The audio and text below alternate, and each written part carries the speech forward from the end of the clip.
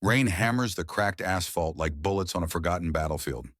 In small-town America, dreams don't just die, they get executed by spreadsheets and corporate efficiency reports. For 25 years, he lived by one unbreakable rule: always do what's right, even when the world's got you on the ropes. But sometimes doing right costs everything you've built, everything you fought to protect. The weathered hands gripping that steering wheel have fixed 10,000 problems for 10,000 neighbors. Today, those same hands will reach out to help a stranger and lose everything in the process. They say no good deed goes unpunished. They say the house always wins. They say men like him are dinosaurs in a world that values profit over people. They're about to be proven wrong. Because tomorrow, the helicopters will come. Tomorrow, the impossible will land on his doorstep. Tomorrow, a single act of kindness will detonate into something that changes everything. But first, he has to lose it all. The storm is coming, and sometimes you have to get completely soaked before you can see the rainbow. The alarm clock's harsh beep cut through the pre-dawn darkness of Frank Morrison's bedroom at 5:15 a.m., just as it had every weekday for the past 25 years. His calloused hand found the snooze button with practiced precision, muscle memory from decades of early mornings. The house on Maple Street groaned around him, settling into another day like an old man easing into a worn chair. Frank sat up slowly, his 52-year-old back protesting the sudden movement. Through the thin walls, he could hear the neighbor's dog barking and the distant rumble of the 6 a.m. freight train that still ran through Millbrook, Ohio, carrying goods to places more prosperous than this forgotten corner of the Rust Belt. The framed photograph on his nightstand caught the pale morning light, Linda's smile frozen in time, taken just 3 months before the cancer diagnosis that would change everything. 4 years had passed since her funeral, but Frank still instinctively reached across the empty side of the bed some mornings, expecting to find her warmth there. Another day, Linda, he whispered to the photograph, a ritual that helped him face whatever challenges lay ahead. Katie's got that college interview next week. Wish you were here to help her practice.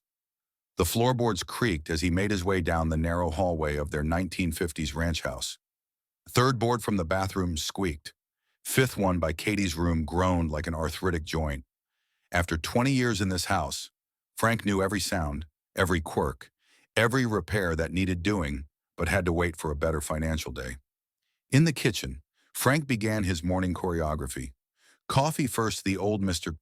Coffee machine Linda had bought at a garage sale wheezed to life like an asthmatic dragon.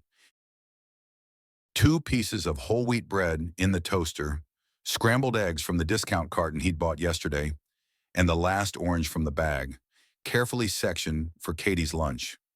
The wooden cookie jar on top of the refrigerator held their emergency fund, $347 in crumpled bills and loose change. Frank added another 10 from his wallet, wincing at how thin the remaining bills felt between his fingers. Katie's SAT prep course payment was due next week, and they were still $200 short. But some investments in your child's future couldn't wait for ideal circumstances. Morning, Dad.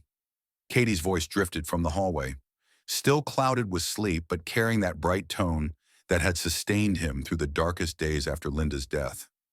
Frank turned to see his daughter shuffling into the kitchen, her auburn hair so much like her mother's falling in sleep-tangled waves around her shoulders. At 16, Katie Morrison was growing into the kind of young woman who turned heads, but more importantly, she carried herself with the quiet confidence that came from good parenting and strong values. "You're up early, sweetheart," Frank said, setting her plate on their small kitchen table. "Thought you'd sleep in since it's Saturday." Katie pulled her worn terry cloth robe tighter and settled into her usual chair. "Couldn't sleep. Keep thinking about the Stanford interview." She picked at her eggs nervously. "What if I freeze up? What if they ask something I can't answer?" Frank sat across from her, his heart swelling with the familiar mixture of pride and protective concern that parenthood brought. Katie had inherited Linda's sharp mind and his own stubborn determination. Her grades were impeccable, her SAT scores in the 99th percentile. But Stanford was a reach for any kid, especially one from a small Ohio town where dreams often withered like corn in a drought. "Hey," he said gently, reaching across to squeeze her hand. Remember what your mom used to say, you can't control the outcome, but you can control your effort. You've worked harder than anyone I know. Whatever happens, I'm proud of you. Katie's eyes misted slightly.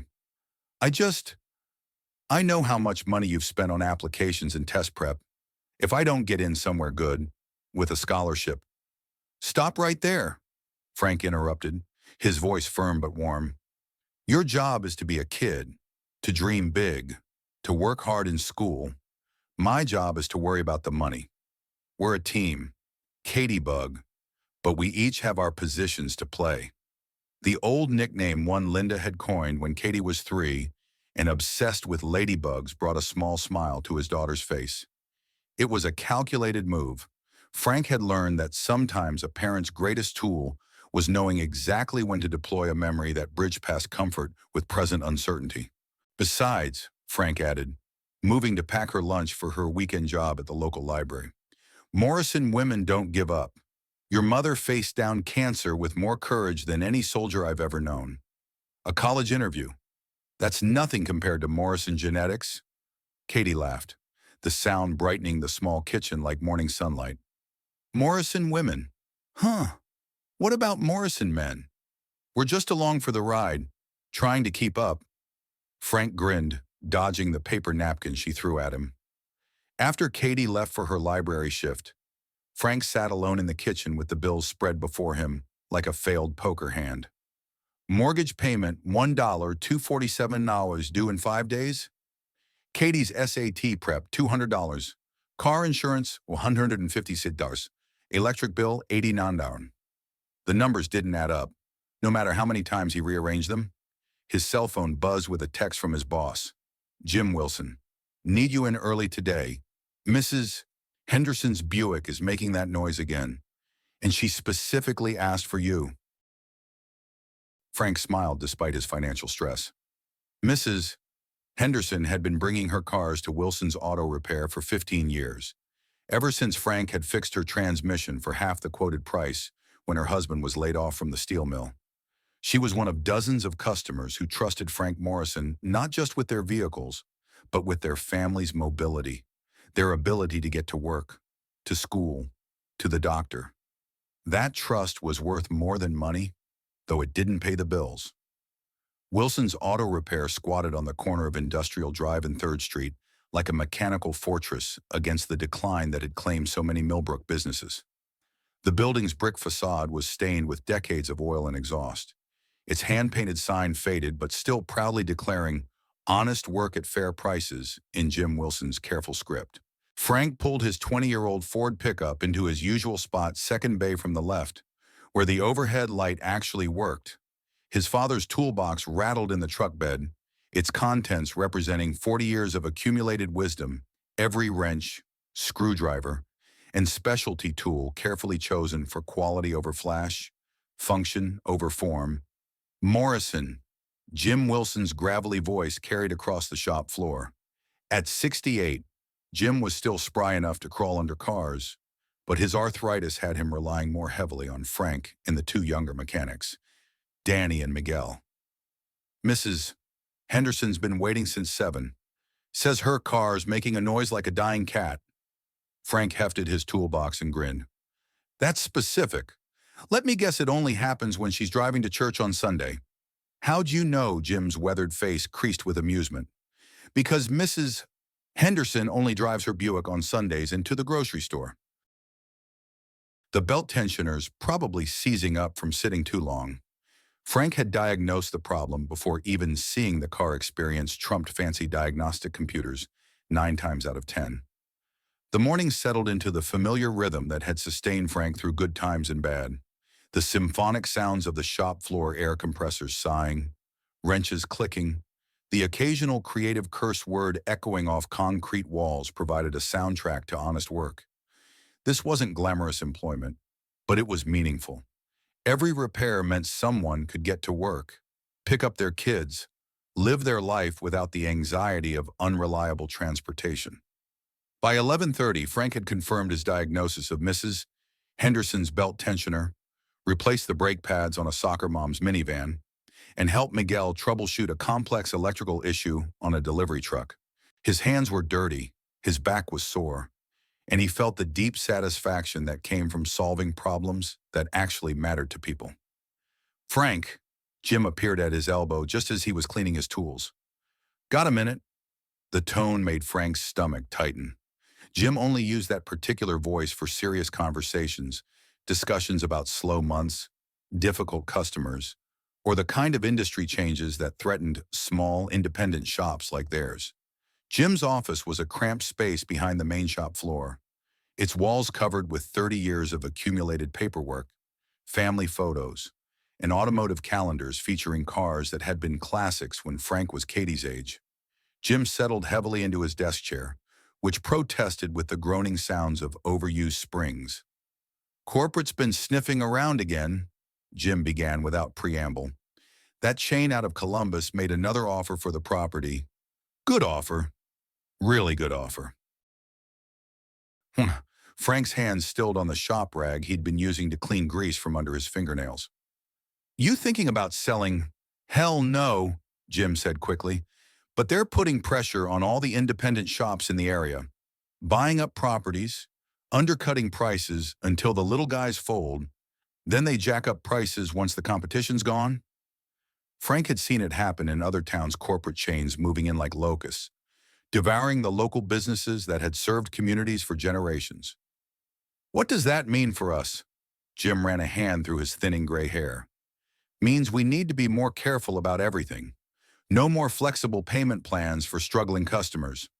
No more letting loyal clients slide when they're between jobs. Corporate model only cash up front. Standard rates. No exceptions. The words hit Frank like a wrench to the gut. Half their customer base survived on the kind of flexible arrangements that big chains would never offer. Mrs. Martinez, the elderly widow on fixed income, whose ancient Corolla Frank kept running with creative repairs and payment plans. The young father whose delivery job depended on his van, but who couldn't afford major repairs all at once. The dozen other customers who trusted Wilson's not just for automotive expertise, but for understanding that sometimes people needed help more than they needed strict business practices. Jim, some of these folks, I know, Jim interrupted, his voice heavy with regret. Believe me, I know. But if we don't adapt, we'll lose everything. At least this way, we keep some jobs, serve some customers. Frank nodded slowly, understanding the impossible position his boss faced. I get it. Business is business.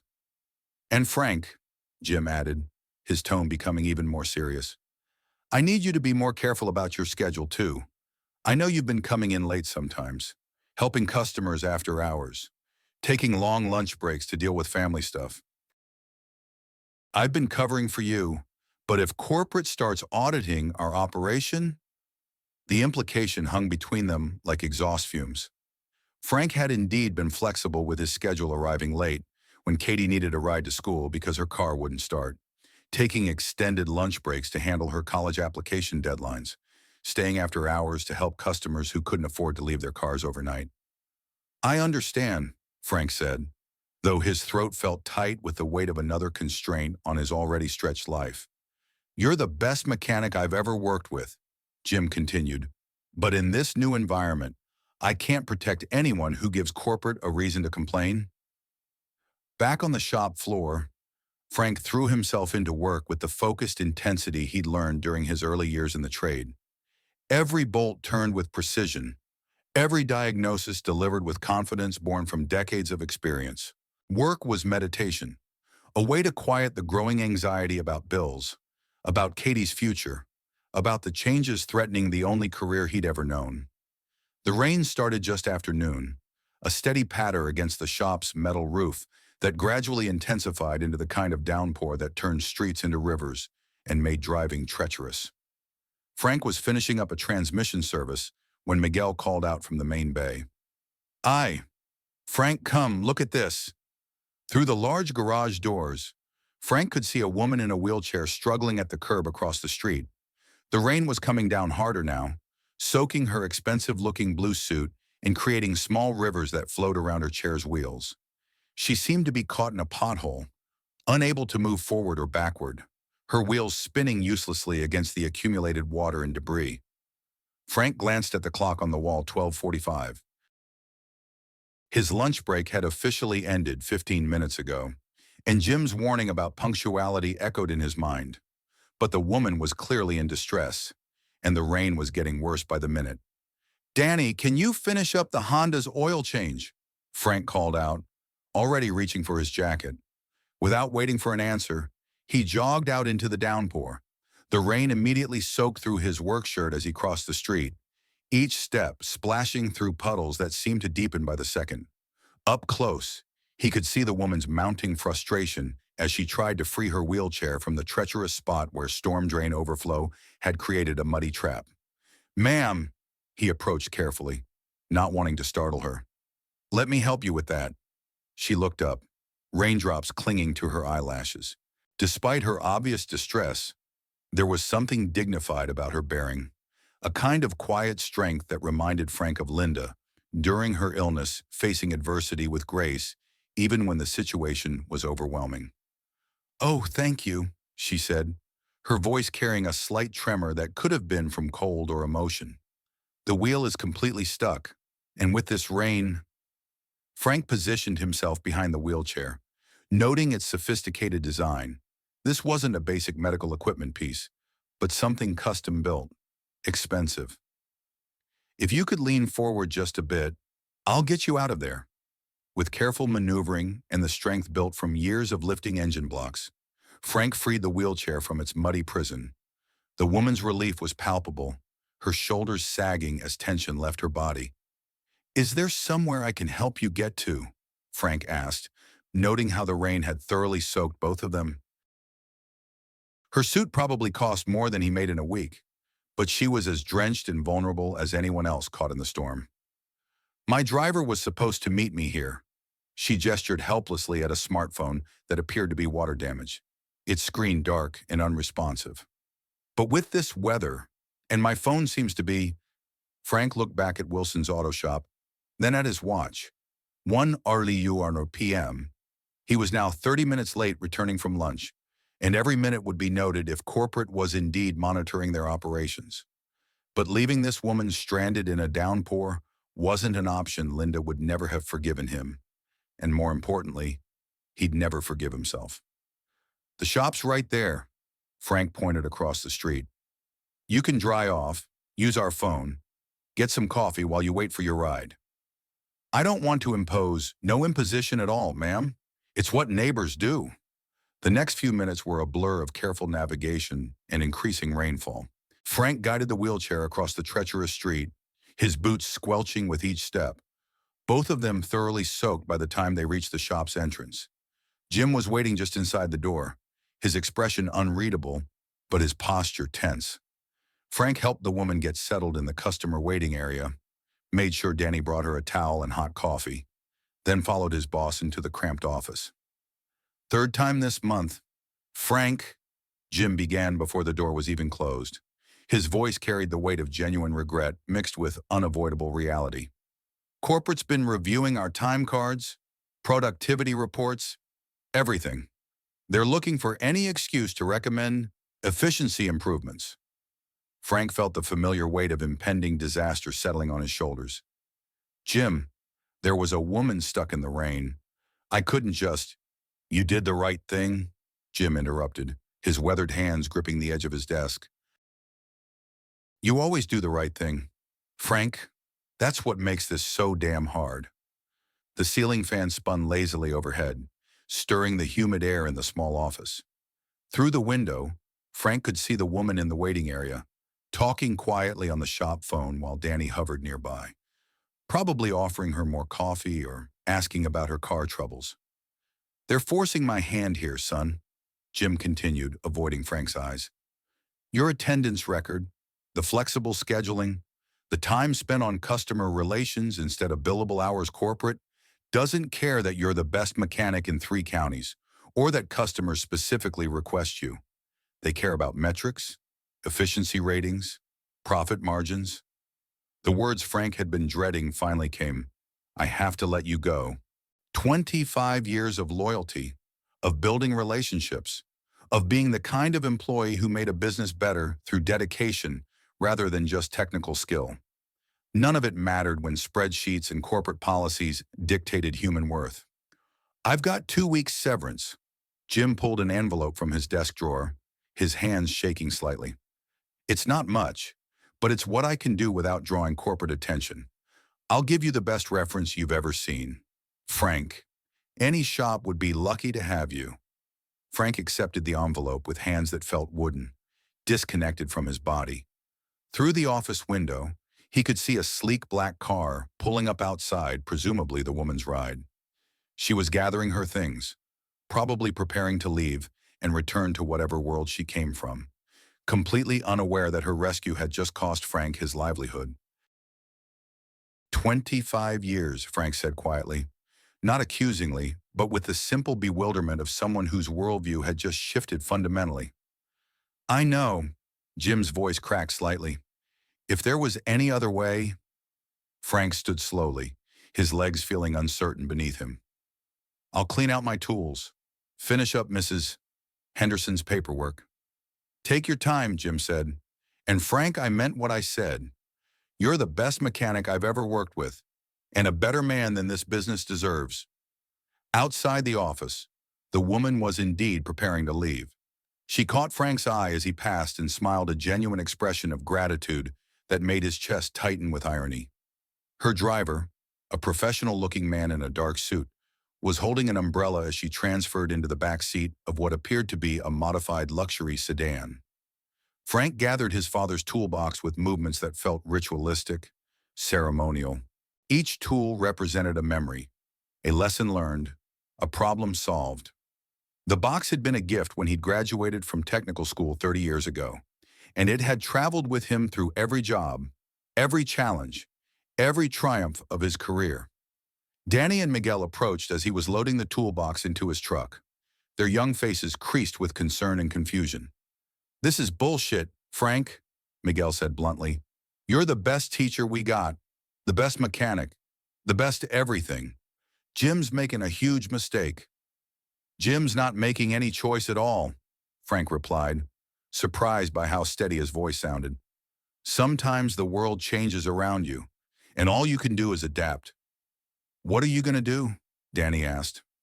Frank looked at the toolbox in his truck bed, then at the shop where he'd spent the better part of his adult life, then at the street where a random act of kindness had just changed the trajectory of his existence. I'm going to go home, he said simply. I'm going to figure out how to tell my daughter that her father just lost his job. And tomorrow, I'm going to start looking for a new one. The drive home through the rain felt longer than usual, every familiar landmark blurred by water and uncertainty. Frank's mind raced through possibilities, other auto shops in the area, most struggling with the same corporate pressures. The possibility of relocating unthinkable with Katie's senior year approaching. Starting his own business impossible without significant capital he didn't have. By the time he pulled into his driveway, the rain had slowed to a steady drizzle, and Frank had reached a temporary peace with the immediate situation. He would tell Katie the truth: she was too smart and too observant to fool with elaborate deceptions. They would figure it out together, the way they'd figured out everything else since Linda's death.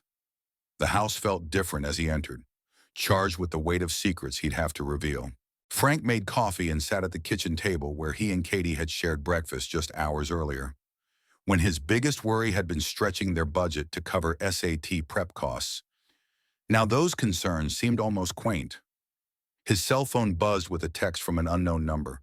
Mr. Reed Morrison, this is Jim's customer from today. I wanted to make sure you receive proper thanks for your kindness. Would it be possible to speak with you tomorrow? Frank stared at the message, wondering how the woman had gotten his number, why she wanted to talk. Probably just good manners from someone raised to send proper thank you notes. He typed back, "No thanks necessary. Glad I could help." The response came quickly. "Please, it would mean a great deal to me. I have something I'd like to discuss with you regarding your situation at the shop." Frank's blood chilled. How could she possibly know about his termination? The timing was suspicious. Had she somehow caused this? Was she connected to the corporate interests that were pressuring independent shops? His fingers hovered over the phone's keyboard, uncertainty warring with curiosity. Finally, he typed, "I'll be home tomorrow afternoon after 3 p.m. Perfect. Thank you. Mr. Morrison." Victoria Sterling. Frank Googled the name immediately, his heart rate accelerating as the search results loaded. Victoria Sterling, CEO of Sterling Industries, one of the largest medical equipment manufacturers in the Midwest. Net worth estimated at $2.3 billion. Philanthropist, business leader, recent recipient of the Ohio Businesswoman of the Year award. He'd helped a billionaire out of a pothole. The school bus's familiar rumble announced Katie's return just after 4 p.m. Frank quickly closed his laptop and tried to arrange his expression into something resembling normalcy, though he knew his daughter would see through any pretense within minutes. "Hey, Dad!"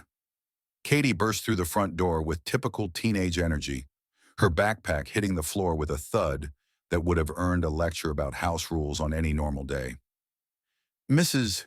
Peterson said the Stanford alumni interviewer called to confirm our appointment for Tuesday. She sounded really nice."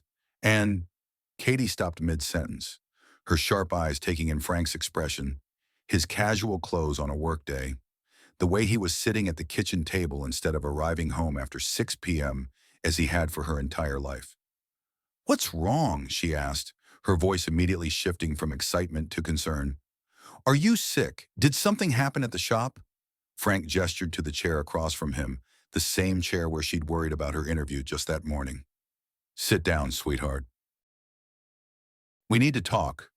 Katie's face went pale as she sat, her hands folding in her lap in a gesture so reminiscent of Linda that Frank's heart ached. "How bad is it?" "I lost my job today," Frank said simply, believing that difficult truths were best delivered without cushioning. Corporate pressures, policy changes, timing issues. It's not anyone's fault. Exactly. But it happened. Katie's eyes filled with tears, but her voice remained steady. "Because you helped that woman in the wheelchair, didn't you? That's why you were late getting back from lunch." Frank's surprise must have shown on his face because Katie continued. "Miguel called. He was worried about you, wanted to make sure you were okay. He told me what happened." "Katie, no, Dad, this is exactly what Mom meant when she said you'd give someone the shirt off your back even if you were freezing." Katie's voice cracked slightly, but her chin lifted with determination. "You did the right thing. You always do the right thing.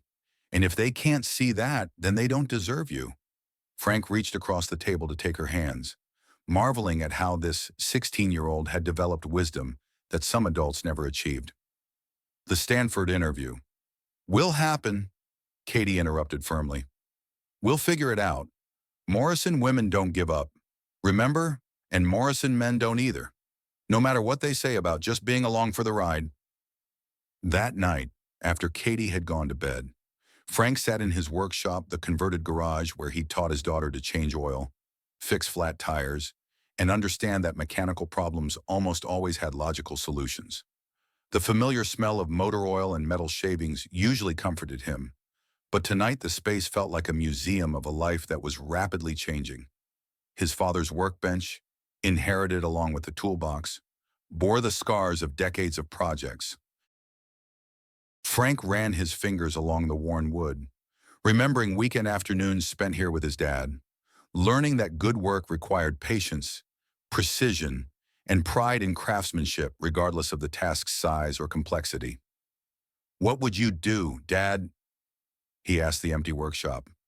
"How do you start over at 52 with a daughter counting on you?" The answer, when it came, was in his father's voice. "Same way you start anything worth doing. Frankie, one step at a time, with your tools clean and your conscience clear." Frank opened his laptop and began researching job opportunities in the Tri-County area. The pickings were slim. Most auto repair shops were facing the same corporate pressures that had claimed his position at Wilson's. The dealerships were hiring, but they pushed unnecessary repairs and treated customers like profit centers rather than neighbors needing help. His phone buzzed with another message from Victoria Sterling. Mr. Morrison, I hope I'm not overstepping, but I wanted you to know that your kindness today came at a particularly difficult time in my life. Speaking with you tomorrow would truly be a privilege. V.S. Frank stared at the message, curiosity warring with caution. What could a billionaire CEO possibly want to discuss with an unemployed mechanic? And how did she know enough about his situation at the shop to reference it so specifically? Tomorrow would bring answers. But tonight brought only questions and the weight of uncertainty about his family's future. The morning sun painted Millbrook's quiet streets in shades of gold and amber as Frank nursed his second cup of coffee and waited for Victoria Sterling's arrival. He'd spent an hour cleaning the house, not that it was particularly messy, but nervous energy needed an outlet. And Linda had always said that a clean house helped clear the mind for important conversations. Katie had left early for her Saturday library shift, but not before extracting a promise that Frank would text her immediately after the meeting. I want to know everything, she'd said with the intensity that suggested this conversation might somehow determine their family's future. At exactly 3 p.m., Frank heard the low rumble of helicopters approaching from the east. He stepped onto his front porch, shielding his eyes against the afternoon sun as two sleek aircraft circled the neighborhood before settling gently in the empty lot at the end of Maple Street, the same lot where neighborhood kids played pickup baseball and summer barbecues sometimes spilled over from cramped backyards. The Sterling Industries logo gleamed on both helicopters' sides, and Frank felt his stomach tighten with the surreal reality of his situation. Billionaires didn't just drop by middle-class neighborhoods in Ohio for casual conversations. Whatever Victoria Sterling wanted to discuss, it was significant enough to warrant a dramatic entrance that had neighbors emerging from their houses like prairie dogs sensing a storm. Mrs. Chen from next door waved hesitantly from her garden, her expression mixing curiosity with concern. Mr. Rodriguez across the street abandoned his lawn mowing to stare openly at the helicopters. Within minutes, Frank's quiet street had become the center of more attention than it had seen since the Johnsons' house fire 3 years ago. The lead helicopter's door opened, a ramp extending smoothly as a professional-looking assistant emerged first. Then Victoria Sterling appeared, her wheelchair gliding down the ramp with the kind of practiced ease that spoke of long adaptation to her mobility needs. She wore a different outfit today, casual but obviously expensive, the kind of clothes that whispered quality rather than shouting price tags. Mr. Morrison, she called out as her chair approached his front steps. I hope you'll forgive the dramatic entrance. When you need to travel quickly and accommodate a wheelchair, helicopters become practical rather than showy. Frank descended his front steps to meet her, still processing the surreal nature of the situation. Please call me Frank, and there's nothing to forgive. It's not every day we see helicopters in this neighborhood. Victoria's smile was warm, genuine, lacking the polished facade he'd expected from someone of her wealth and status. I imagine not. I was hoping we could talk privately, if you don't mind. I have quite a story to tell you, and some things to discuss that might interest you. Frank gestured toward his house. Of course. Is there anything special I need to know about? About the wheelchair. Victoria's laugh was musical, putting him at ease. It goes where I go, and I go most places. Your front steps might be a challenge, but Marcus here is excellent at problem solving. Marcus, the assistant, produced a portable ramp from the helicopter with the efficiency of someone who'd handled this situation countless times. Within minutes, Victoria was gliding into Frank's modest living room, her presence somehow making the space feel both smaller and more significant. This is lovely, Victoria said, taking in the family photos, Katie's academic awards, and the comfortable furniture that had served the Morrison family well through 2 decades of use. It feels like a real home. You'd be surprised how rare that is in my usual environment. Frank offered coffee, which Victoria accepted gratefully, and they settled into the living room, she in her chair positioned near the couch, he on the edge of the sofa where he could maintain comfortable eye contact. Before I explain why I'm here, Victoria began, I want you to know that everything I'm about to tell you is completely true. Though I understand it may sound incredible, Frank nodded, his mechanic's mind already cataloging the logical impossibilities of this situation, while his curiosity demanded answers. Yesterday, when you helped me, Victoria continued, wasn't the first time our families have crossed paths. In fact, Mr. Morrison Frank, your family saved my father's life 30 years ago, and in doing so, made everything I've accomplished possible. The words hung in the air like a wrench suspended in mid-fall, defying gravity until physics reasserted itself. Frank felt his understanding of reality shift slightly, the way it did when a complex mechanical problem suddenly revealed its underlying simplicity. I'm sorry, I don't understand. Victoria reached into a leather portfolio, producing a manila folder thick with documents and photographs. My maiden name was Victoria Kowalski. My father was Stan Kowalski. Did that name mean anything to your family? Frank searched his memory, finding only vague echoes of stories his father had told about customers, neighbors, people helped during Millbrook's better days when the steel mill was running and everyone seemed to have steady work. In 1993, Victoria continued, opening the folder to reveal faded photographs. My father was a laid-off steel worker, trying to make ends meet by doing odd jobs around town. He'd bought an old pickup truck to haul equipment, but it kept breaking down. He couldn't afford proper repairs, couldn't afford to be without transportation for his work. She handed Frank a yellowed newspaper clipping dated October 15th, 1993. The headline read, Local Mechanic's Heroism Saves Life in Highway Accident. Below was a grainy photo of two men standing beside a mangled pickup truck. One of them unmistakably Frank's father, 30 years younger, but wearing the same expression of quiet competence that Frank remembered from his childhood. Your father, Robert Morrison, had been fixing Dad's truck for free, Victoria explained, her voice softening with memory. Payment plans that never seemed to have deadlines, parts that somehow cost less than they should have, labor that got forgotten on invoices. Dad was proud, didn't like accepting charity, but your father had a way of making help feel like friendship. Frank studied the newspaper photo, memory stirring as details emerged. His father had mentioned the accident, a pickup truck losing its brakes on Highway 33, a collision that could have been fatal if the steering hadn't held together long enough for the driver to guide the truck into a farmer's field instead of oncoming traffic. Dad's truck lost its brakes that day because of a manufacturing defect, Victoria continued. But it didn't lose its steering, didn't flip, didn't slide into that school bus that was coming from the other direction. Because your father had reinforced the steering column 3 days earlier, he'd noticed some wear, made the repair without being asked, never charged for it. The article detailed the accident, the near miss with a school bus carrying 37 children, the driver's miraculous survival when his truck plowed into a muddy field instead of catastrophe. Frank's father was quoted briefly, just did what needed doing. Glad Stan's okay. 37 children. Frank. Victoria's voice was thick with emotion. Including my best friend's little brother, who went on to become a doctor. Including a girl who grew up to be a teacher and influenced hundreds of students. Including futures that existed because your father took pride in his work and cared about his neighbors. Frank set the newspaper clipping down with hands that trembled slightly.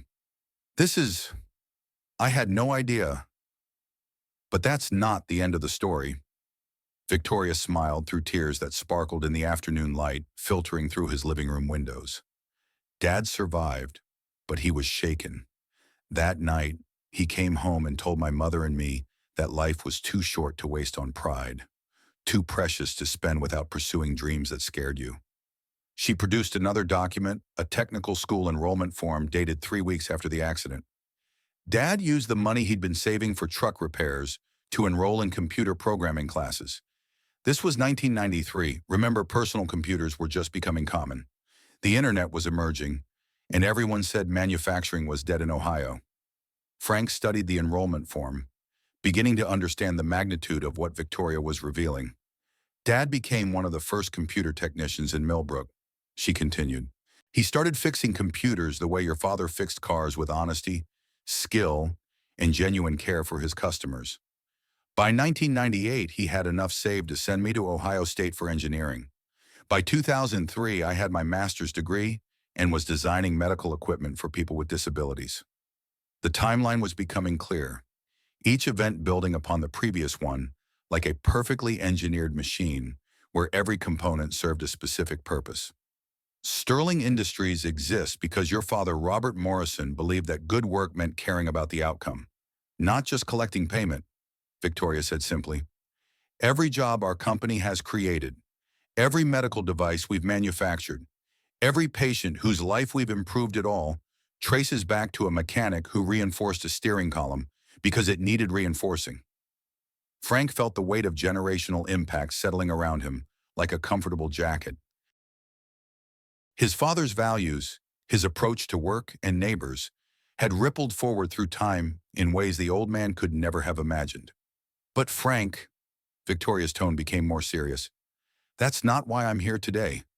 I'm here because yesterday, when you helped me despite knowing it would cost you your job, you proved that the Morrison family's character didn't die with your father. The words hit Frank like a perfectly timed diagnosis, sudden clarity about a complex problem he hadn't fully understood. You knew, he said quietly. You knew helping you would get me fired. Victoria's nod was barely perceptible. I've been looking for an opportunity to repay your family's kindness for years.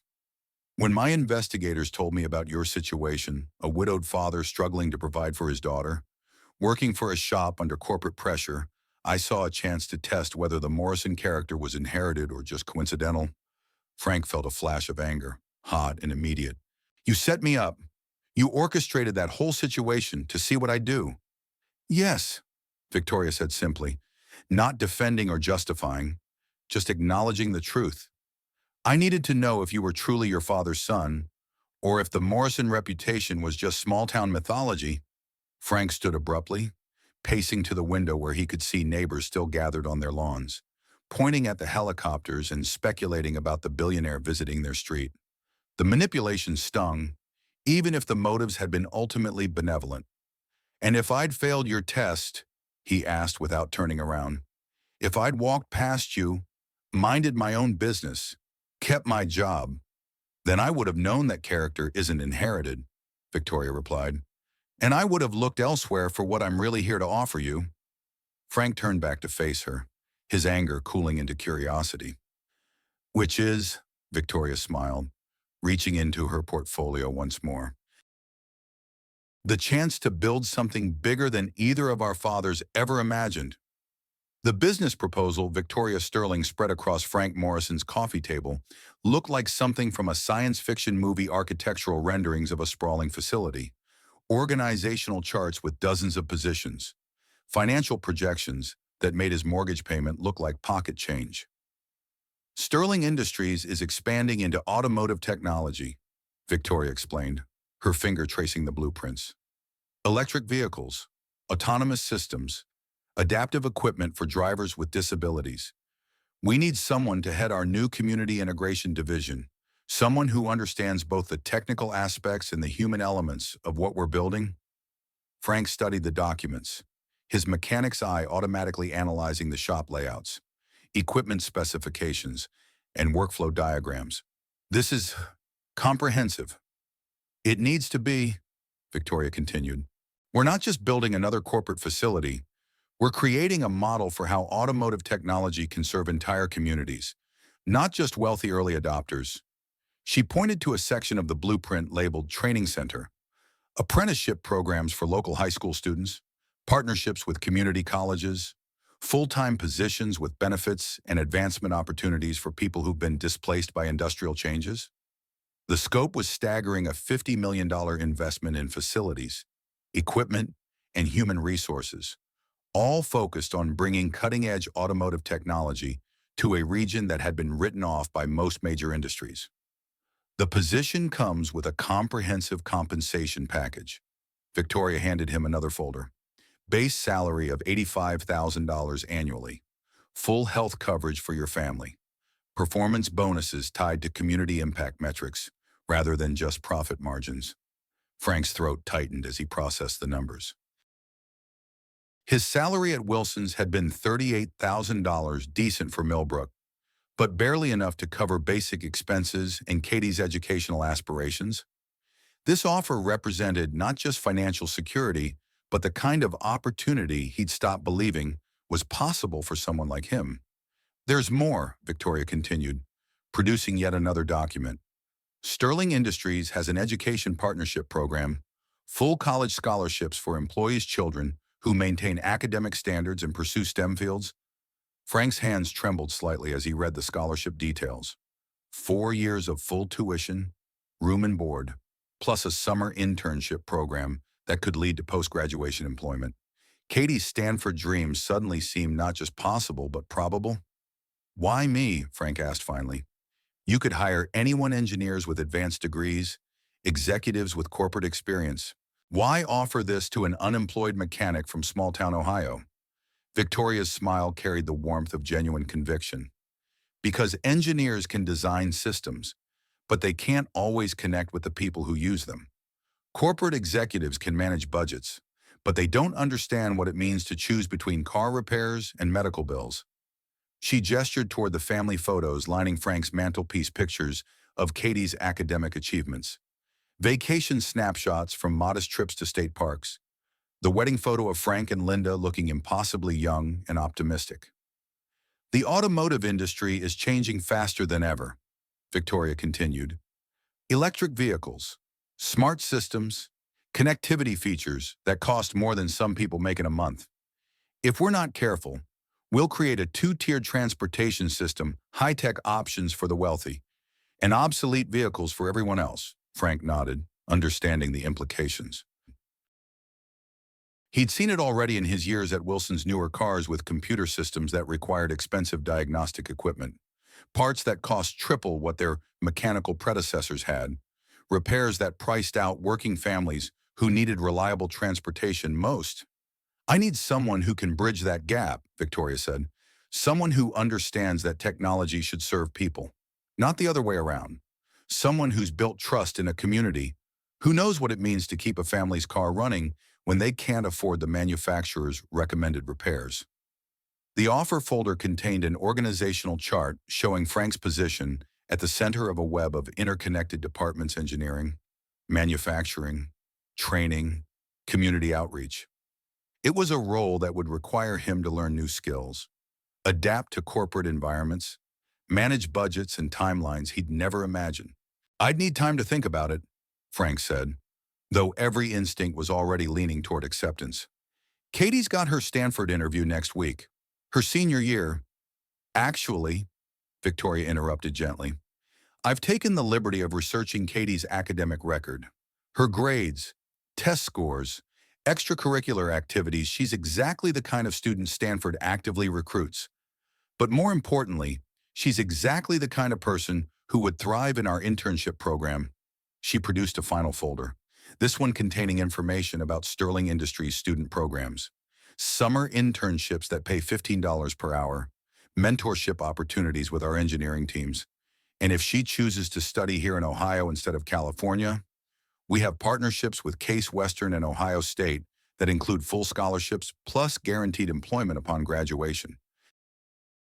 Frank felt his worldview expanding in real time, like a carburetor being adjusted to accommodate a more powerful engine. Yesterday, his biggest concern had been stretching their budget to cover Katie's SAT prep costs. Now, Victoria Sterling was offering opportunities that transcended every limitation he'd accepted as unchangeable facts of their lives. There's one condition, Victoria added, her tone becoming more serious. This isn't charity, Frank. It's an investment, and investments require returns. I need someone who'll commit to building something that lasts, something that serves this community for decades to come. Frank met her gaze, seeing in her eyes the same mixture of determination and pragmatism he'd recognized in his father, in Linda during her final months, in Katie when she tackled challenging problems. This was a business proposition, not a rescue mission, and Victoria Sterling expected results commensurate with her investment. What kind of timeline are we talking about? Frank asked. Groundbreaking in 6 months. First phase operational within 18 months. Full facility running within 3 years, Victoria replied. It's aggressive, but the automotive industry won't wait for us to catch up. Frank thought about Katie's college timeline, about the skills he'd need to acquire, about the responsibility of managing a project that would affect hundreds of families in his community. The challenges were significant, but so were the potential rewards not just for his family, but for everyone who'd been struggling to adapt to economic changes beyond their control. I'd want to visit your other facilities, Frank said slowly, his decision crystallizing. Talk to people who've worked with your programs. Understand what I'd really be getting into. Victoria's smile broadened. Of course, we can arrange visits next week, after Katie's Stanford interview. I suspect you'll find that our approach to business is quite similar to your approach to automotive repair. Fix what's broken, improve what's working, and always keep the end user's needs in mind. Frank looked around his living room at the mortgage payment notices on the side table, at Katie's college brochures scattered across the bookshelf, at the family photos that represented everything he'd worked to protect and preserve. The offer in front of him represented a fundamental change in their lives' trajectory, but it felt like a natural evolution rather than a dramatic departure. There's something else, Victoria said quietly. Something I haven't mentioned yet. Frank raised an eyebrow, wondering what additional surprise this extraordinary day could possibly contain.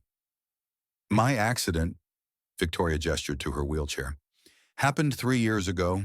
Drunk driver, wrong place, wrong time. I spent months in rehabilitation, learning to adapt, wondering if I could still run a company from a wheelchair. Her voice carried the weight of memory, of challenges overcome through determination rather than resignation. During that time, I received hundreds of letters, emails, cards from people whose lives had been touched by Sterling Industries products, patients using our mobility equipment, families whose loved ones had been helped by our medical devices, communities that had benefited from our training programs. Victoria reached into her jacket pocket, producing a worn envelope. But one letter stood out. It was from a high school student in Millbrook, Ohio, writing about her father, an automotive mechanic who taught her that fixing things wasn't just about understanding machinery, but about understanding people. Frank's heart stopped as Victoria handed him the envelope.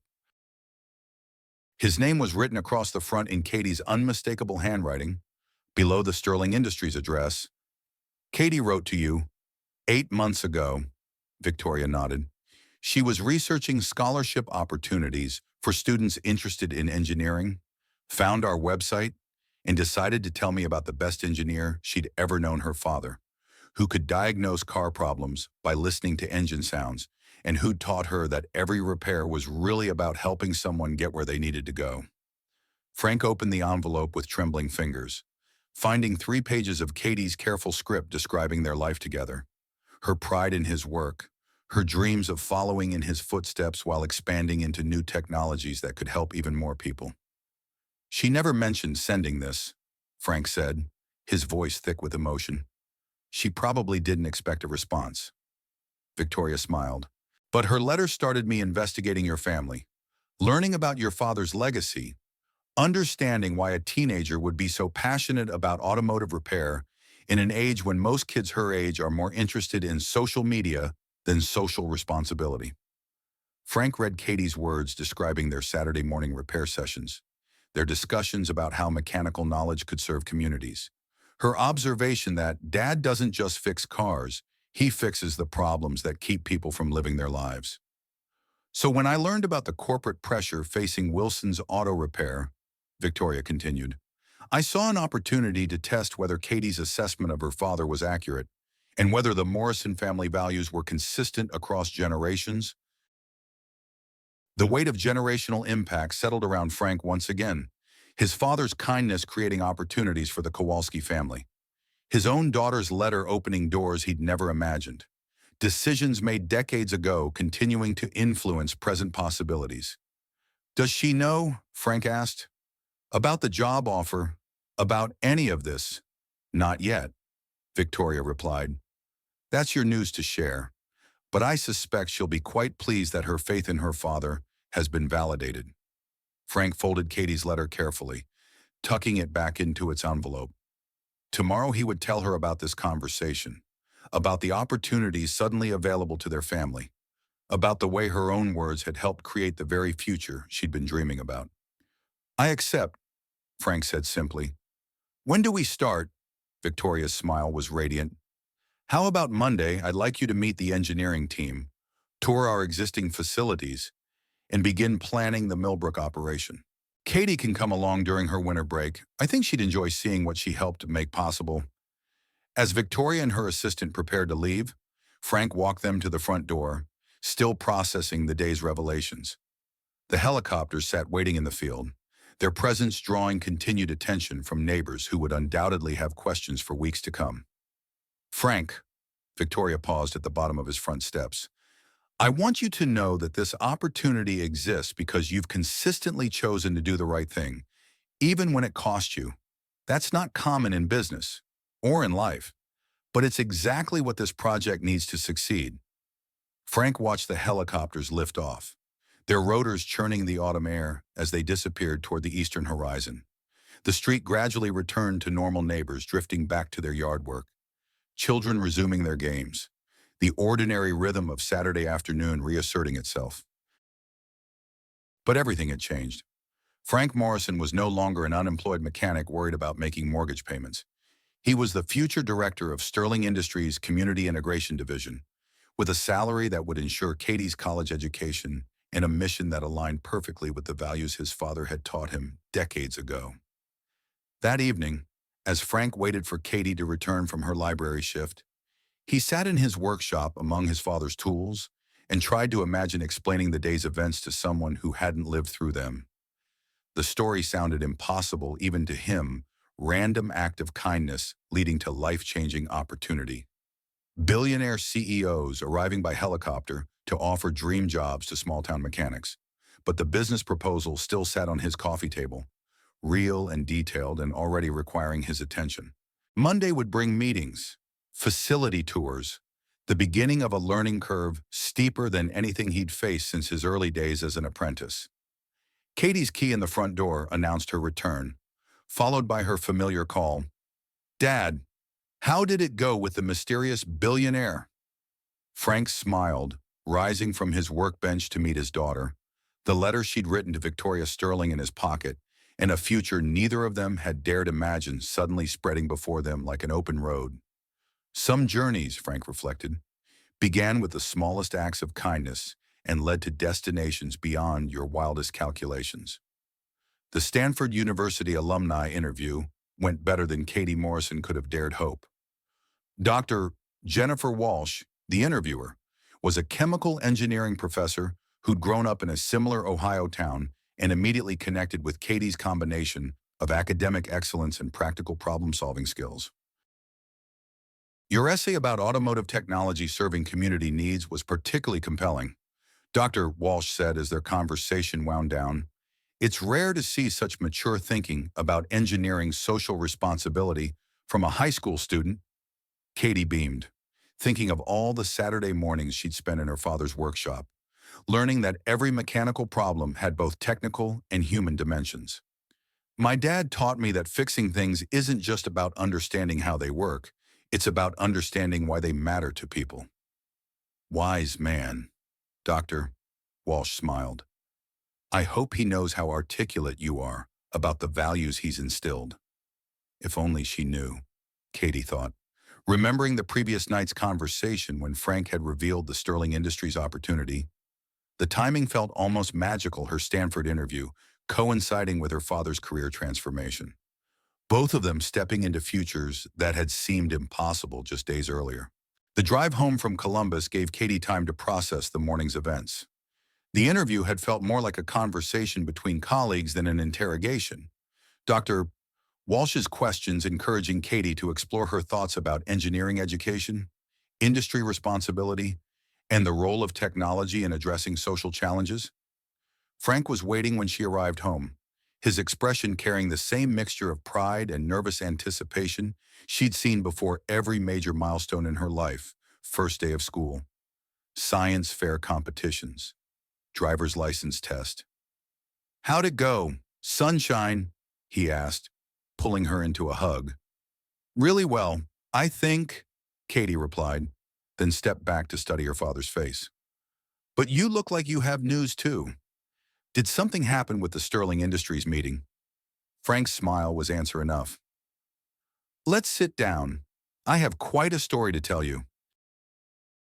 For the next hour, Katie listened with growing amazement as Frank recounted his conversation with Victoria Sterling, the revelation about grandfather Robert's impact on the Kowalski family, the job offer that would transform their financial situation, and most shocking of all, the role Katie's own letter had played in creating these opportunities.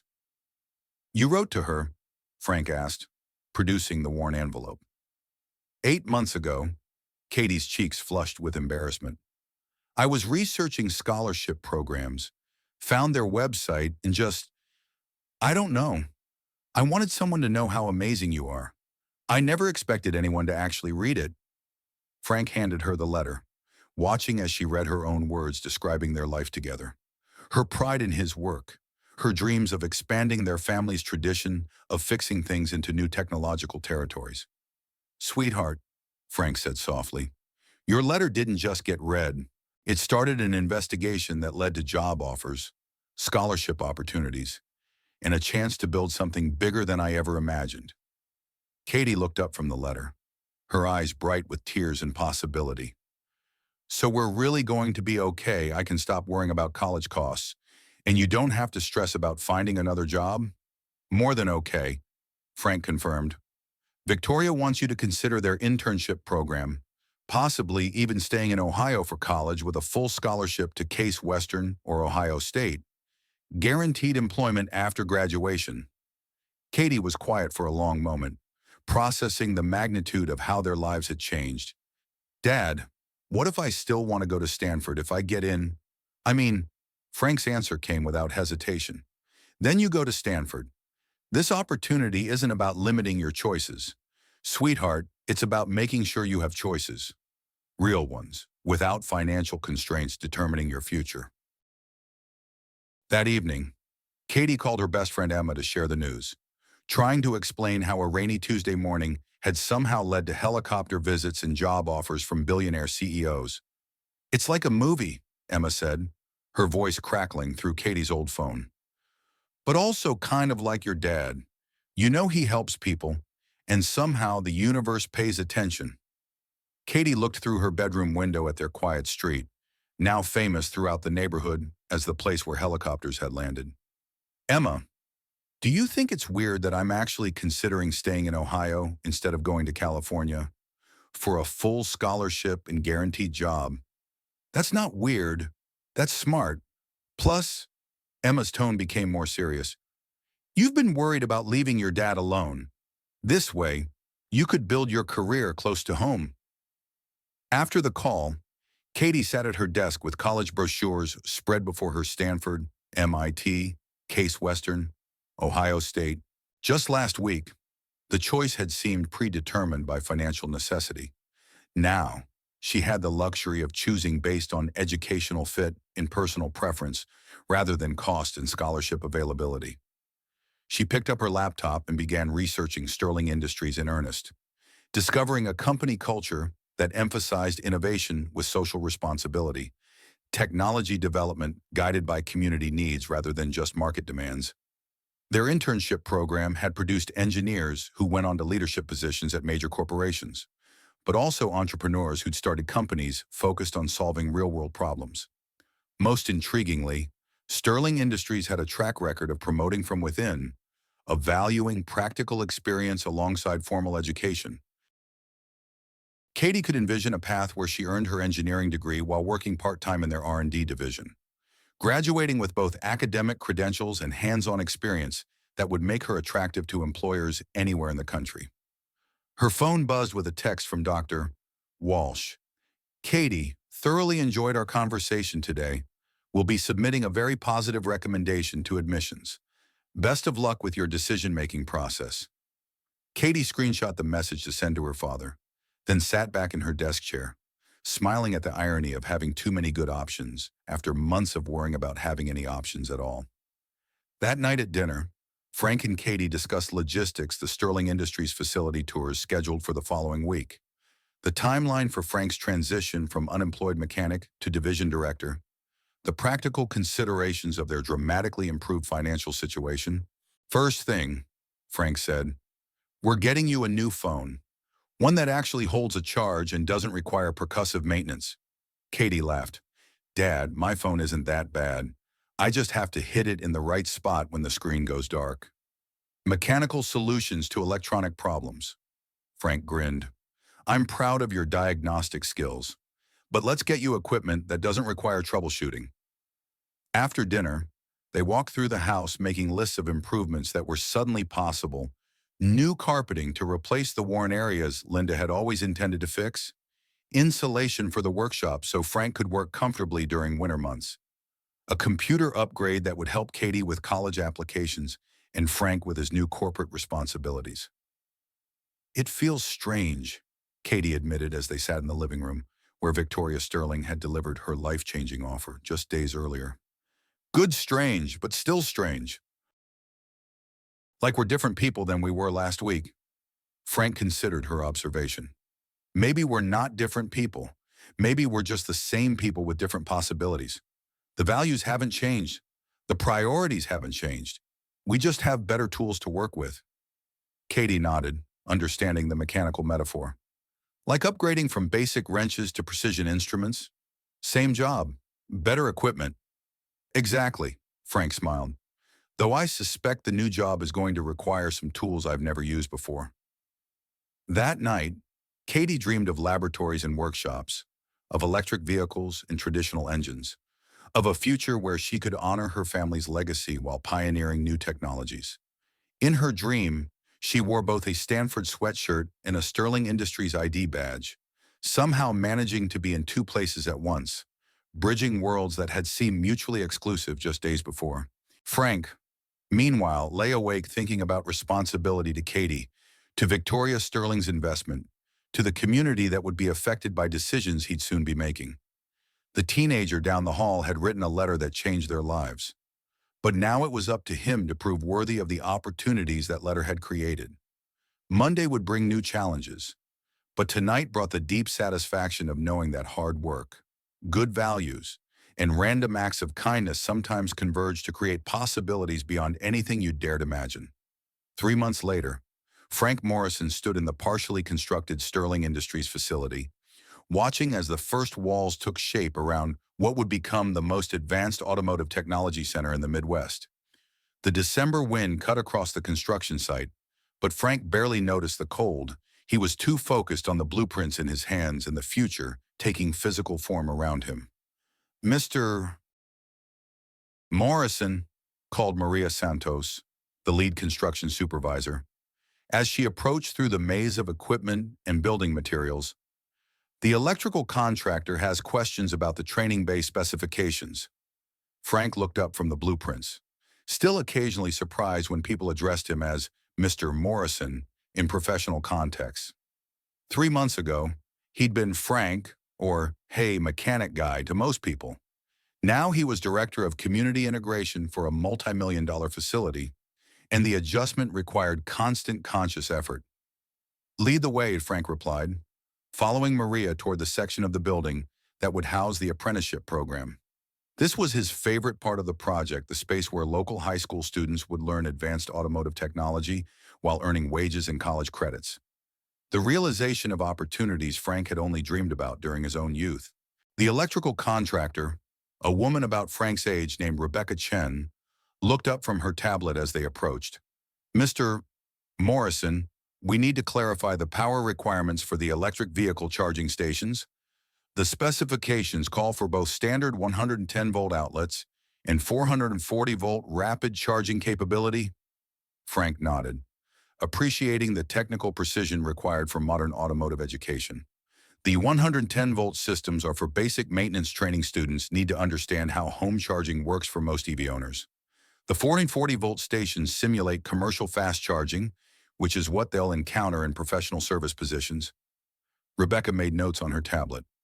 That's going to require additional conduit runs and a separate electrical panel. It'll add about 3 days to the timeline. Better to do it right the first time, Frank replied, echoing one of his father's favorite sayings. These students deserve equipment that reflects real-world conditions, not just educational minimums. As Rebecca and Maria discussed implementation details, Frank's phone buzzed with a text from Katie. Stanford acceptance letter arrived today. Also got acceptance from Case Western with full Sterling Industries scholarship. Decision time. Frank smiled, remembering his own excitement 30 years ago when he'd been accepted to technical school. Katie's options were exponentially better than anything he'd imagined possible during his own educational journey. He typed back, "Congratulations, we'll celebrate tonight. Remember, no wrong choice here, just different paths to success." The response came quickly. "Thanks, Dad. Been thinking about our conversation last week. Mind if I bring Emma for dinner? Want to talk through some ideas with both of you." Frank agreed, curiosity piqued by Katie's mysterious ideas. Over the past 3 months, his daughter had been splitting her time between high school, weekend work at the library, and increasingly frequent visits to the Sterling Industries construction site. Her questions about the apprenticeship program, electric vehicle technology, and community integration strategies had become more sophisticated each week. Victoria Sterling arrived at the construction site just as Frank was wrapping up his electrical system discussion. She navigated the rough terrain with practiced ease, her all-terrain wheelchair equipped with specialized tires that handled construction debris like a modified off-road vehicle. "How's progress?" Victoria asked, surveying the building framework that would soon house their ambitious community program. "Ahead of schedule on construction, slightly behind on equipment procurement," Frank reported. "The diagnostic computers we ordered are back-ordered, but I found a local supplier who can provide equivalent systems for testing until the primary units arrive." Victoria nodded approvingly. "Local suppliers when possible, I like that approach. How are the apprenticeship applications coming?" Frank's expression brightened. "Overwhelming response.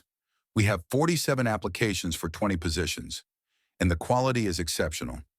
Miguel Rodriguez, one of my former colleagues from Wilson's, has been helping me review applications and conduct interviews." "Any standout candidates?" "Several," Frank replied, pulling out his tablet to show Victoria the application summaries.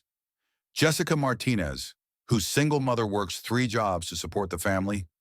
David Kim, who's been maintaining his grandmother's old car since he was 14.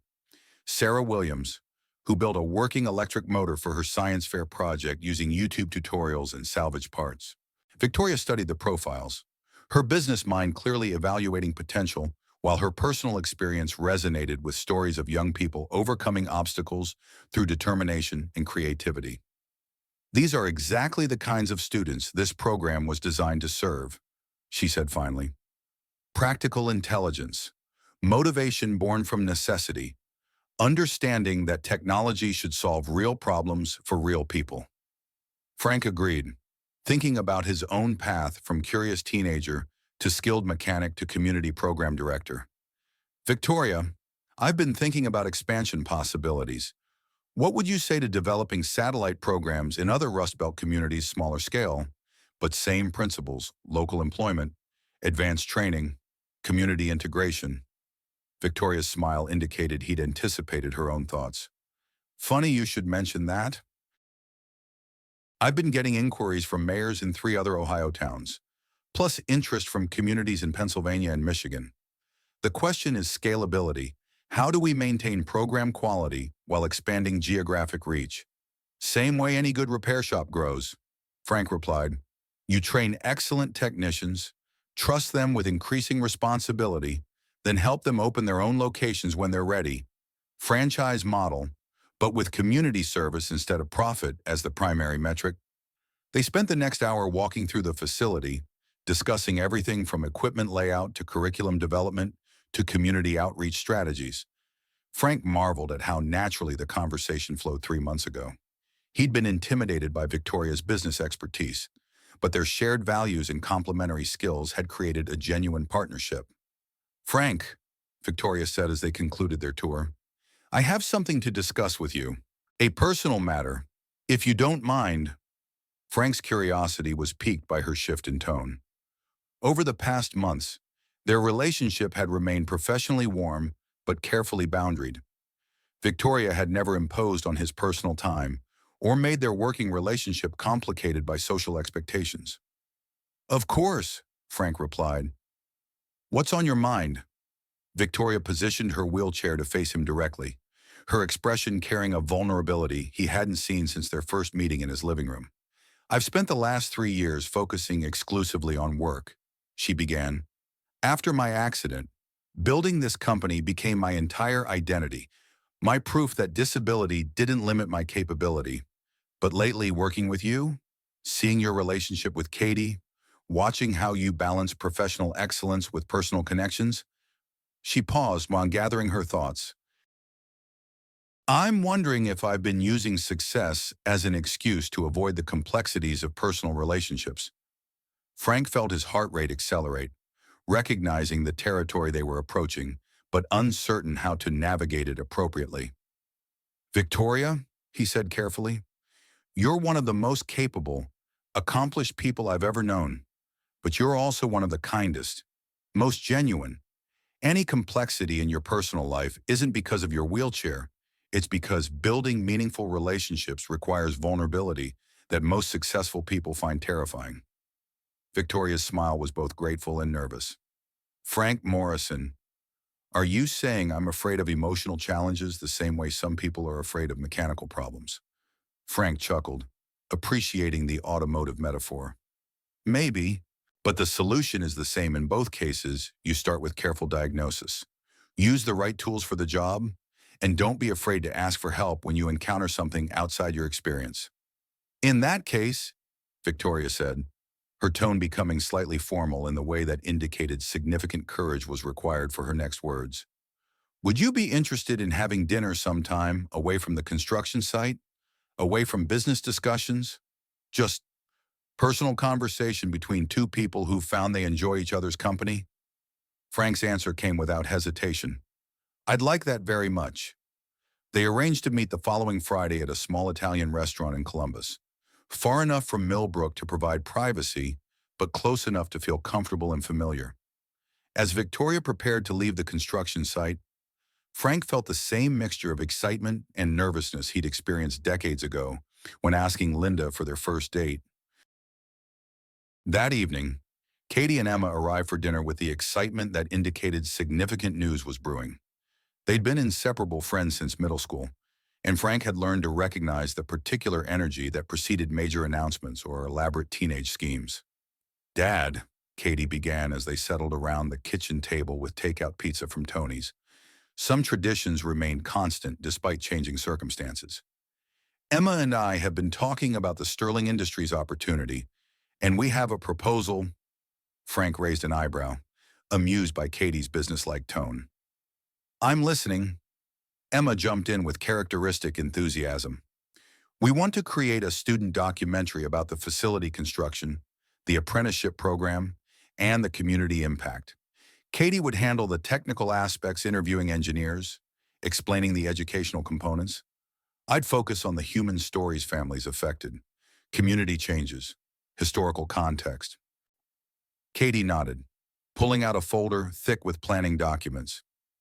We've researched equipment costs, talked to the media teacher about using school resources, and outlined a production timeline that would document the entire first year of operation. Frank studied their proposal, impressed by the thoroughness and professional presentation. This is quite comprehensive. What would you do with the finished documentary? Submit it to film festivals, college application portfolios, maybe approach local television stations, Emma explained. But mainly, we want to create a record of what's possible when communities and businesses work together instead of seeing each other as obstacles. Katie's expression became more serious. Dad, I've been thinking about Stanford versus staying in Ohio. This documentary project is helping me realize that maybe the choice isn't about geography, it's about where I can make the biggest impact. Frank felt his parental instincts sharpening, sensing that Katie was working through a decision that would shape her entire future. What are you thinking? Sweetheart, Stanford is an amazing opportunity, Katie said slowly, but it's also a very competitive environment where I'd be one of thousands of exceptional students. Here, with Sterling Industries, I could be part of something groundbreaking from the beginning. I could help shape programs that affect real communities, work with technology that solves practical problems, Emma added. Plus, the documentary project could become her portfolio for graduate school applications. Stanford will still be there in 4 years, but this opportunity to document a community transformation is happening now. Frank considered their arguments, recognizing Katie's mature analysis of her options. Have you discussed this with Victoria? The documentary idea, not yet, Katie admitted. Katie, we wanted to talk to you first. Get your perspective on whether we're thinking about this the right way. Frank smiled, touched by their continued respect for his judgment, despite their obvious enthusiasm for independent action. I think you're both demonstrating exactly the kind of thinking that makes for successful engineers and filmmakers identifying real problems, developing comprehensive solutions, considering long-term impacts instead of just immediate advantages. So you think we should pursue the documentary? Emma asked. I think you should present your proposal to Victoria, Frank replied. But I also think Katie should make her college decision based on her own educational goals, not on project timelines or external expectations. Katie nodded thoughtfully. That's fair. I guess my real question is whether it's okay to choose the path that feels right instead of the path that looks most impressive on paper. Frank reached across the table to squeeze her hand. Sweetheart, your mother and I always believe that the right path is the one that aligns your talents with your values. Stanford is prestigious, but prestige without purpose is just expensive decoration. That night, after Emma had gone home and Katie was working on homework, Frank sat in his workshop thinking about choices: Katie's college decision, his own career transition, the unexpected possibility of romance with Victoria Sterling. 6 months ago, his life had seemed narrowly constrained by financial limitations and geographic isolation. Now, possibilities seemed to multiply daily, each choice creating new opportunities rather than closing off alternatives. His phone rang, Victoria's name appearing on the caller ID. Frank, I hope I'm not calling too late. Her voice carried the warmth that had become familiar over their months of collaboration. Not at all, Frank replied. Actually, I have something to discuss with you. Katie and her friend have developed an interesting proposal for documenting the facility's first year of operation. I'd love to hear about it, Victoria said. But first, I wanted to share some news. I just got off a conference call with the mayors of 3 other communities interested in developing similar programs. Frank, I think we might be looking at a model that could transform automotive education throughout the Midwest. Frank felt excitement building as Victoria described the potential for expansion, the interest from other communities, the possibility of creating a network of facilities that could serve thousands of students while revitalizing struggling industrial regions. The question, Victoria continued, is whether you'd be interested in eventually overseeing a regional network instead of just the Millbrook facility. It would mean more travel, more complexity, but also more impact. Frank looked around his workshop, thinking about his father's tools, about Linda's belief in his potential, about Katie's faith in his ability to make a difference beyond their small community. Victoria, he said slowly, 6 months ago, I was worried about making mortgage payments. Now you're talking about regional leadership roles. It's almost too much to process. I understand, Victoria replied, but Frank, you've proven that good people with clear values can adapt to any level of responsibility. The question isn't whether you're capable, it's whether you're interested. Frank considered the trajectory of his life since that rainy Tuesday morning when he'd helped a stranded woman in a wheelchair. Every choice to do the right thing had led to expanded opportunities, each act of service opening doors to greater service. I'm interested, Frank said finally, but I'd want Katie's input on any decisions that might affect her college years. And I'd want to make sure we don't lose the community focus that makes this program special. Of course, Victoria agreed. Actually, that brings me to something else I wanted to discuss. Would you be interested in having Katie intern with our engineering team this summer? Paid position, real responsibilities, chance to see if our company culture is as appealing in practice as it looks on paper. Frank smiled, imagining Katie's excitement at the possibility of hands-on engineering experience before even starting college. I think she'd be thrilled. She's been asking increasingly sophisticated questions about the facility design. She gets that from her father, Victoria said, her tone carrying a warmth that made Frank's chest tighten with possibility. Frank, I'm looking forward to our dinner Friday. It's been a long time since I've had personal conversations with someone who understands both technical challenges and human complexities. After they hung up, Frank sat quietly in his workshop, surrounded by his father's tools and the accumulated memories of a lifetime spent fixing things. Tomorrow would bring new challenges, construction deadlines, apprenticeship interviews, the ongoing learning curve of corporate leadership. But tonight brought the deep satisfaction of knowing that sometimes the most important repairs happen not to machines, but to the possibilities people allow themselves to imagine. In her room upstairs, Katie was video chatting with Emma, their excited voices carrying faintly through the old house's thin walls as they refined their documentary proposal and discussed the growing certainty that staying in Ohio might offer more opportunities than leaving it behind. Outside, Millbrook's quiet streets held the promise of transformation, empty lots that would soon house new businesses, young people who would soon have advanced technical training, families who would soon have better economic opportunities, all because a mechanic had chosen to help a stranger and a billionaire had chosen to remember her father's lessons about the power of simple kindness. Some stories, Frank reflected, began with the smallest acts and grew into legacies that span generations. 6 months later, the grand opening of the Sterling Industries Community Integration Center drew visitors from across Ohio and beyond. Local television crews mingled with state legislators, automotive industry executives, and community leaders, all gathered to witness what many were calling a revolutionary approach to workforce development and economic revitalization. Frank Morrison stood at the podium in the facility's main training bay, looking out at an audience that included everyone who had made this moment possible, Victoria Sterling in the front row, Katie and Emma with their documentary cameras positioned strategically to capture the proceedings, Miguel Rodriguez and several other Wilson's Auto Shop alumni now employed as training supervisors, and dozens of community members whose lives would be directly affected by the programs launching today. 6 months ago, Frank began, his voice carrying clearly through the state-of-the-art sound system.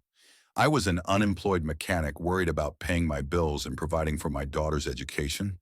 Today, I'm standing in a facility that represents everything I've learned about the power of community, the importance of education, and the way individual acts of kindness can create opportunities we never imagined possible. He gestured toward the apprentices, 20 young people from across the Tri-County area who had been selected for the program's first class. They represented the diversity and potential of their generation, Jessica Martinez, whose single mother had tears in her eyes as she watched her daughter receive advanced technical training. David Kim, who had impressed interviewers with his intuitive understanding of automotive systems. Sarah Williams, whose electric motor science project had evolved into a patent application with potential commercial value.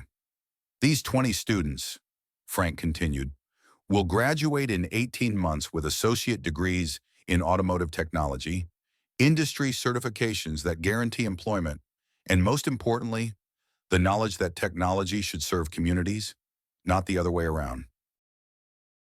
The audience applauded as each apprentice was introduced, their backgrounds and aspirations read aloud to emphasize the program's commitment to providing opportunities regardless of economic circumstances or traditional academic metrics.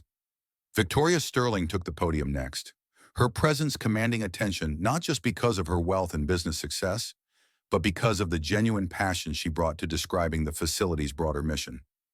Sterling Industries exists because of kindness, she said simply.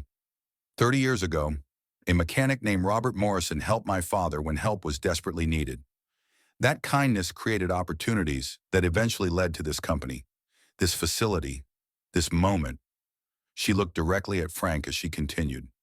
But this facility exists because kindness is inherited. When Frank Morrison helped a stranger in the rain, even knowing it would cost him his job, he proved that character transcends circumstances, that doing the right thing creates possibilities we can't predict or control. The ceremony concluded with a formal ribbon cutting, performed jointly by Frank, Victoria, and Katie, three generations represented in the moment that officially launched operations. As the ribbon fell away, the apprentices moved to their workstations, beginning the hands-on training that would define their futures and potentially transform their community's economic trajectory. Later that evening, Frank and Victoria walked through the facility after the crowds had departed, checking equipment, reviewing the day's proceedings, and discussing adjustments needed for optimal operation. Their professional partnership had evolved over the months into something deeper, a relationship built on shared values, mutual respect, and the kind of trust that developed when two people work together toward meaningful goals. "Frank," Victoria said as they concluded their inspection, "I have something for you." She produced a small wrapped package, her expression carrying the nervous anticipation that accompanied significant personal gestures. Frank opened the package carefully, finding inside a custom-made wrench beautiful in its simplicity, perfectly balanced, engraved with the words "Morrison Family Legacy, Fixing More Than Machines Since 1963. The apprentices helped design it, Victoria explained. They wanted their first project to honor the values that made this program possible. Frank turned the wrench over in his hands, feeling its perfect weight and balance, recognizing the craftsmanship that had gone into its creation. "Victoria, this is... I don't know what to say." "Say you'll marry me," Victoria replied simply. The words hung in the air between them like a perfectly tuned engine, all components working in harmony to create something beautiful and functional and lasting. Frank looked at the woman who had changed his life, who had seen potential where others saw limitations, who had invested in his community not because it was profitable, but because it was right. "Yes," he said, his voice steady with certainty. "Absolutely yes." 2 years later, the wedding was held in the training bay of the Sterling Industries facility, surrounded by the apprentices who had become like extended family, the community members whose lives had been touched by the program, and the growing network of colleagues from similar facilities now operating in 6 states. Katie Morrison Sterling, having kept her father's name while adding her stepmother's in honor of their blended family, served as maid of honor while completing her senior year at Case Western Reserve University. Her documentary about the facility's first year had won awards at 3 film festivals and earned her admission to graduate programs in both engineering and media production. She was still deciding which path to pursue, though she was leaning toward a dual degree that would allow her to bridge technical expertise with public communication. Miguel Rodriguez, now the facility's head training supervisor, walked Victoria down the aisle in a gesture that symbolized how their professional collaboration had created genuine family bonds. The ceremony was performed by the mayor of Millbrook, whose city had seen unemployment drop by 15% and median household income rise by 20% since the facility's opening. Frank's vows were simple and direct, like everything else about him. "Victoria, you taught me that fixing things isn't just about mechanical problems. It's about creating opportunities for people to build better lives. I promise to spend every day working alongside you to fix whatever needs fixing, to build whatever needs building, and to remember that the best tools are love, patience, and the willingness to help each other grow." Victoria's response carried the same practical wisdom that had made their partnership so effective. "Frank, you showed me that true success isn't measured by what you accumulate, but by what you contribute. I promise to be your partner in every sense in business, in life, in the ongoing project of making our community stronger and more connected." The reception featured speeches from apprentice graduates who had gone on to leadership positions at automotive companies, messages from mayors of communities developing their own Sterling Industries facilities, and a surprise video from Stanford University's engineering dean, congratulating Katie on her decision to stay in Ohio and build something meaningful close to home. As the evening wound down, Frank and Victoria found themselves alone in the workshop area of the facility, surrounded by the tools and equipment that represented their shared commitment to practical education and community service. "Any regrets?" Victoria asked, settling her wheelchair beside the workbench where Frank kept his father's original tools displayed alongside the custom wrench the apprentices had made. Frank considered the question seriously, thinking about the path that had led from a rainy Tuesday morning to this moment of complete contentment. "Only one," he said finally. "I regret that my father didn't live to see this. He would have loved knowing that his values created something this big, this lasting." Victoria took his hand, her fingers tracing the calluses that remained despite his transition to more administrative responsibilities. "Frank, he did see it.